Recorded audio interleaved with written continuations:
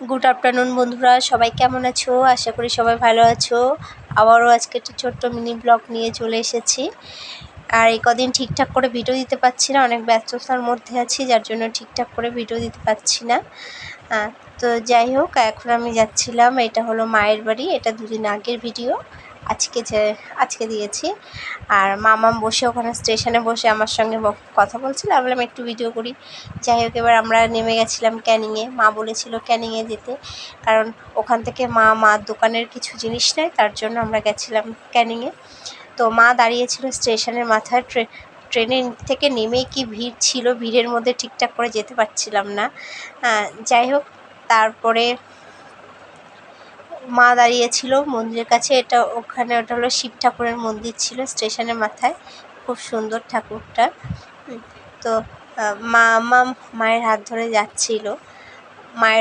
মা যে দোকান থেকে জিনিস নেয় সেই দোকানেই যাচ্ছিল মাম্মা।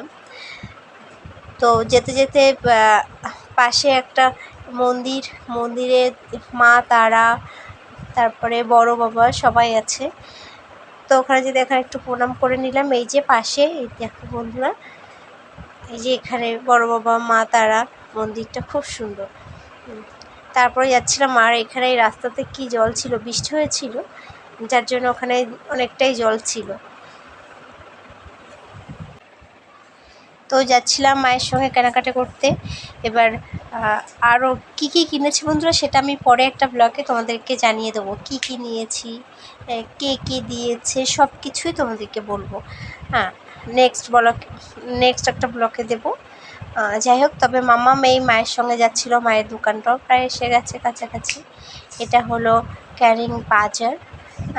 বাজারের মধ্যে যে দু সাইড দিয়ে বাজার, আমি তো ভিডিও করতে পারছিলাম না, খারাপ লাগে রাস্তাঘাটে, আমি এমনি লুকিয়ে ভিডিও করছিলাম। যাই হোক, তো মামামরা চলে গেল দোকানে, মা গেছে জিনিস কিনতে।